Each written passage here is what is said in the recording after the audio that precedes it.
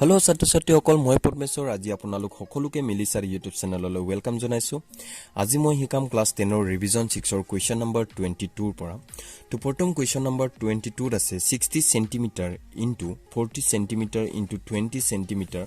জুকৰ 25টা সুটকেছৰ cover তৈয়াৰ কৰিবলৈ 110 cm প্ৰস্থযুক্ত কিমান দৈৰ্ঘ্যৰ ডাঠ কাপোৰৰ আৱশ্যক হ'ব বুলি কৈছে ঠিক আছে তো প্ৰথমতে আমি ইয়াতে লিখিলম সমাধান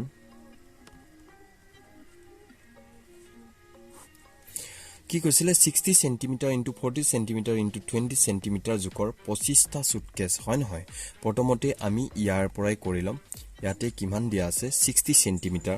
অৰ্থাৎ ইয়াতে দিয়া আছে L equal 60 আৰু B equal কিমান দিয়া আছে আমাক 40 আৰু L B H H ৰ মান কিমান দিয়া আছে 20 ঠিক আছে তো প্ৰথমতে আমাৰ কোনো এটা সুটকেছ মানে ইয়াতে সুটকেছ বুলি কৈছে কি প্ৰথমতে কি আমি লিখিলম যে 60 cm 40 cm 20 cm জুকৰ 25টা সুটকেছৰ কভাৰ তৈয়াৰ কৰিবলৈ 110 cm প্ৰস্থযুক্ত কিমান দৈৰ্ঘ্যৰ ডাঠ কাপোৰ আৱশ্যক হ'ব বুলি কৈছিলে তো সুটকেছটো হৈছে এটা কি এটা ঘনক হয় নহয় তো ঘনকৰ প্ৰথমে আমি লিখিম তো ঘনকৰ পৃষ্ঠকালিটো কি আছিল ঘনকৰ পৃষ্ঠকালি ঠিক আছে ঘনকৰ পৃষ্ঠকালি নাইবা আপোনালোকে লিখিব পাৰে যে সুটকেছৰ পৃষ্ঠকালি বুলি লিখিব পাৰে ঠিক আছে তো ঘনকৰ পৃষ্ঠকালি বুলি মই লিখিছো তো ইয়াতে আছিল আমাৰ 2 into LB plus BH plus কি আছিল LH ঠিক আছে তো প্ৰথমে আমি দি দিলো 2 into L ৰ মানটো দিম 60 পুৰণ B ৰ মানটো আছে 40 plus ঠিক আছে তাৰপিছত B ৰ মান আকৌ কিমান 40 আছে into H ৰ মানটো কিমান আছে 20 plus চিন আছে plus দিলো Next আছে L ৰ মানটো কিমান 60 into H ৰ মান কিমান আছে 20 ঠিক আছে তো এতিয়া ইয়াকে আমি ক্যালকুলেট কৰিলম প্ৰথমে 2 পুৰণ 6 7 কিমান 24 240 পালো প্লাস 6 দুগুণ কিমান 8 অৰ্থাৎ 800 পালো প্লাস 6 দুগুণ কিমান 12 অৰ্থাৎ আমি কিমান পালো 1200 তো 2 ইয়াতে আমি লিখিলম পুৰণ চিন দিম এই গুটেইখিনিক যোগ কৰিলে আমি কিমান পাম ইয়াতে কিমান পাম 4400 পাম ঠিক আছে তো আমি ইয়াতে যদি যোগ কৰো তেন্তে কিমান পাম 4400 পাম তো টোটাল যদি আমি ইয়াকে 4400 ঠিক আছে তো ইয়াক যদি আমি মাল্টিপ্লাই কৰি দিম 200 20 কিমান 0 2 4 8 2 4 গুণ 8 ইয়াতে পৃষ্ঠকালি আছিল তো কি হ'ব ইয়াতে আমাৰ সেন্টিমিটাৰ স্কয়াৰ হ'ব ঠিক আছে সেন্টিমিটাৰ স্কয়াৰ অৰ্থাৎ আমাৰ কি বৰ্গ সেন্টিমিটাৰ বুলি কোৱা হয় সেন্টিমিটাৰ স্কয়াৰ হ'ব ঠিক আছে ইয়াতে প্ৰশ্নত এতেকি আমাক কৈছিলে যে 25টা সুটকেছ কভাৰ তৈয়াৰ কৰিবলৈ প্ৰয়োজনীয় কাপোৰৰ আৱশ্যক কিমান হ'ব ঠিক আছে তো 25টা সুটকেছ বুলি কৈছে হয় না তো আমি ইয়াতে লিখি দিম 25টা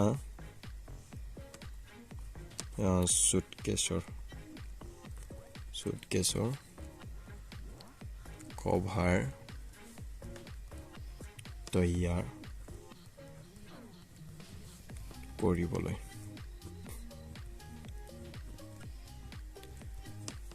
প্ৰয়োজনীয় কাপোৰৰ আৱশ্যক হ'ব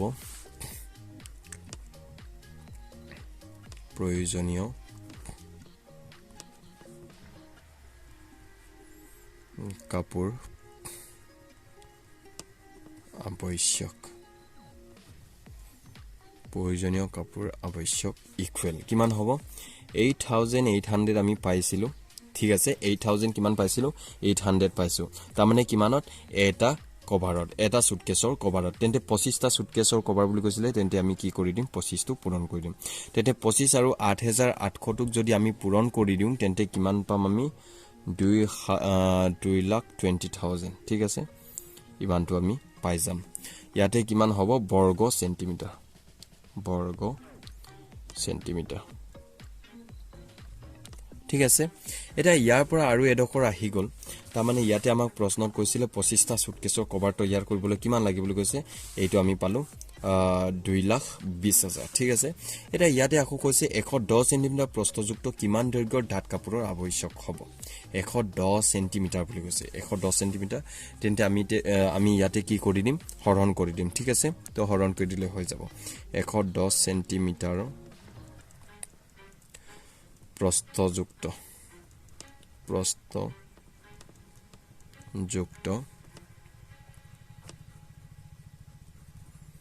কাপোৰৰ দৈৰ্ঘ্য ঠিক আছে তো ইয়াতে আমাৰ কিমান হ'ব কিমান বুলি কৈছে 110 সেন্টিমিটাৰ প্ৰস্থযুক্ত কাপোৰৰ দৈৰ্ঘ্য ইয়াৰ ভিতৰতে আমাৰ 110 সেন্টিমিটাৰ প্ৰস্থযুক্ত কাপোৰৰ দৈৰ্ঘ্য নিচিনা কিমান কোণ আছে এটো আমাক সুধিছে ঠিক আছে তো আমি ইয়াতে ক্যালকুলেট কৰিম তো কিমান পাম আমি 100 ইপালে কিমান আছে 10 আছে 0 আৰু 0 টো কাটি ললো তেতে যদি আমি হৰণ কৰো 11 ৰে কিমান 2 11 22 তাৰ পিছত শূন্য কেটা তিনিটা পাই গলো ইয়াতে আমি পালো কিমান 2000 সেন্টিমিটাৰ ঠিক আছে যদি এইটোকে আমি মিটাৰ লৈকে নিউ তেন্তে আমাৰ কিমান হ'ব 2000 ডিভাইডেড বাই 100 ঠিক আছে তো ইয়াতে কি হৈ যাব মিটাৰ ইয়াৰ এনসাৰটো হ'ব আমাৰ 0000 টো কাটি দিলু তেন্তে আমি কিমান পালো 20 মিটাৰ ঠিক আছে তো প্ৰথম 22 নম্বৰ কোৱেশ্চনৰ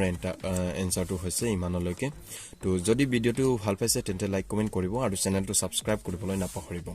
আৰু লাইক কৰিব ভিডিও বিলাক ঠিক আছে তো নেক্সট আমি 22 ৰ পাছত 23 নম্বৰ কোৱেশ্চনলৈ গৈছো এতিয়া আহিলে 22 নম্বৰ কোৱেশ্চন ঠিক আছে সৰি 23 নম্বৰ কোৱেশ্চন 23 নম্বৰ কোৱেশ্চনত আছে 600 বৰ্গমিটাৰ পৃষ্ঠকালীৰ ঘনকেটাৰ দাঁতি বাহুৰ দৈৰ্ঘ্য উলিওৱা বুলি কৈছে কিমান 600 বৰ্গমিটাৰ পৃষ্ঠকালীৰ ঘনকেটাৰ দাঁতি বাহুৰ দৈৰ্ঘ্য উলিয়াব লাগে ঘনকৰ পৃষ্ঠকালী ইকুৱেল আমি লিখিলম ঘনকৰ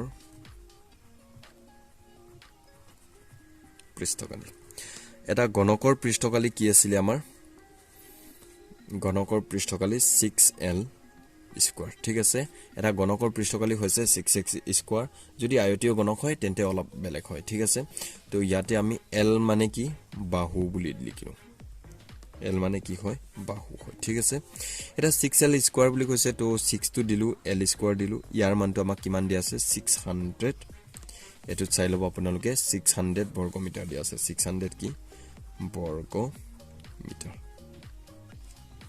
ঠিক আছে তো 600 বৰ্গমিটাৰ আমি ইয়াতে লিখিম l স্কয়াৰ টো লিখিলম ইকুৱেল 600 ডিভাইডেড বাই কি হ'ব 6 টো ইয়ালৈ হৰণ আহি যাব ঠিক আছে তো 6 এখন কিমান হ'ব 600 তেন্তে l স্কয়াৰ ইকুৱেল আমি কিমান পালো 100 যদি তেন্তে l স্কয়াৰৰ মানটো কিমান 100 পাওঁ তেন্তে l ইকুৱেল কিমান হ'ব স্কয়াৰ টো ইকুৱেলৰ পাছত গৈ ৰুট হ'ব 100 তেন্তে ইয়াৰ এনসাৰটো পাওঁ আমি কিমান 10 তেন্তে l ৰ মানটো আমি কিমান পালো l ইকুৱেল 20 মিটাৰ পালো সৰি l ইকুৱেল কিমান পালো আমি 10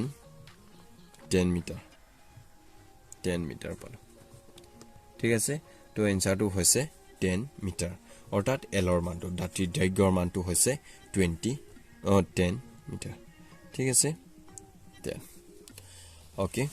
তো নেক্সট কোৱেশ্চন টো আহিলে 26 নম্বৰ কোৱেশ্চন 26 নম্বৰ কোৱেশ্চনত আমাক এনে ধৰণে দিয়া আছে 1 মিটাৰ * 1 মিটাৰ জোখৰ বৰ্গাকৃতিৰ দাঁতুৰ পাতেৰে 14 মিটাৰ উচ্চতা আৰু 2 মিটাৰ ভূমি ব্যাসাৰ্ধৰ এটা চুঙা তৈয়াৰ কৰিবলৈ তেনে দাঁতুৰ পাত কেইকোণ প্ৰয়োজন হ'ব 1 মিটাৰ * 1 মিটাৰ জোখৰ বুলি কৈছে তো প্ৰথমতে আমি উলাই ল'ব লাগিব যে 14 মিটাৰ উচ্চতা আৰু 2 মিটাৰ ভূমি ব্যাসাৰ্ধৰ এটা চুঙা তৈয়াৰ কৰিবলৈ বুলি কৈছে হয় নহয় তো প্ৰথমতে আমি কি কৰিম ইয়াৰ মানটো উলাই লম 14 মিটাৰ আৰু কি ইয়াতে আমি জানো চুঙাৰ পৃষ্ঠকালী ঠিক আছে চুঙাৰ পৃষ্ঠকালী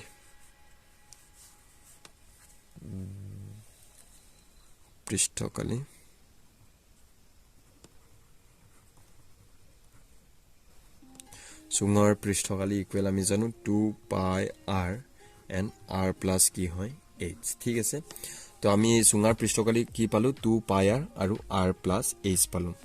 তো ইয়াতে আমাক চুঙাটো দিয়া আছিল 14 মিটাৰ উচ্চতা আৰু 2 মিটাৰ ভূমি ব্যাসাৰ্ধৰ এটা চুঙা বুলি কৈছিল হয়নে তো 2 লিখিলো পাইৰ মানটো 22 বাই কি 7 টো এপ্লাই কৰি দিলো আৰু r ৰ মানটো আমি প্ৰথমে লিখিলম r ৰ মান কিমান দিয়া আছে এটা চুঙা তৈয়াৰ কৰিবলৈ 2 মিটাৰ ভূমি ব্যাসাৰ্ধ r ৰ মান কিমান দিয়া আছে আমাক 2 দিয়া আছে আৰু এই r মান 2 বহাই দিলো আৰু h ৰ মান উচ্চতা কিমান দিয়া আছিল আমাক 14 ঠিক আছে তো আমি 14 টো লিখি দিলো ইয়াতে হ'ব আমাৰ 2 into 22/7 টোকে লিখিলো পূৰণ কিমান 2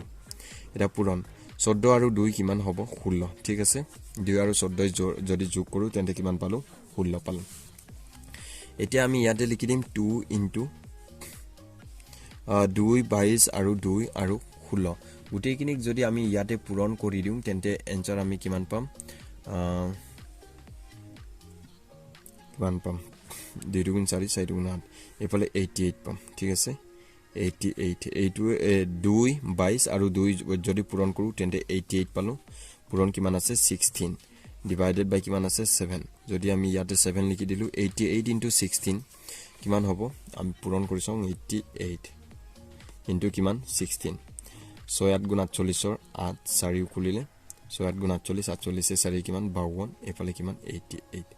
তেন্তে 8 8 2 10 ৰ 0 এই খুলিলে 8 পাছে 13 কি কিমান 14 ইয়াতে পালো আমি 1408 যদি আমি এইটো খৰণ কৰো তেন্তে 7 গুণ 14 7 0 0 7 গুণ কিমান 7 পইণ্ট এই পালে হবগে 1 আহি যাব তাৰপিছত আকৌ 4 আহি যাব তেন্তে ইয়াতে কি হ'ব বৰ্গ মিটাৰ ঠিক আছে তো আমি ইমানলৈকে পালো এতিয়া আমাক এতেকে প্ৰশ্নত অলপমান কিবা এটা কৈছিল চাইলক প্ৰশ্নটো 1 মিটাৰ ইনটু 1 মিটাৰ জোকৰ বৰ্গাকৃতি কিমান থাকিব বুলি কৈছে হয় না তেন্তে 1 মিটাৰ ইনটু 1 মিটাৰেৰে আমি কি কৰি দিম হৰণ কৰি দিম এনেকৈ লিখি দিম 1 মিটাৰ ইনটু 1 মিটাৰ বৰ্গাকৃতি ধাতুৰ পাতেৰে বৰ্গাকৃতিৰ ধাতুৰ পাতেৰে এটা চুঙা তৈয়াৰ কৰিবলৈ হয়নে এটা চুঙা তৈয়াৰ কৰিবলৈ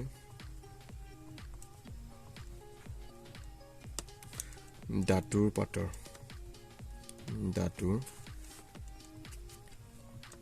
পাতৰ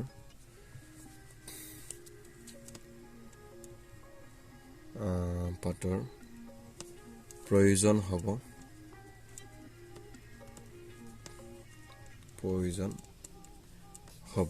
কিমান প্ৰথমে টোটাল আমি কিমান পালো 201.14 পালো ঠিক আছে তো ইয়াকে আমাক কি কৈছে 1 meter into 1 meter 1 meter into কিমান 1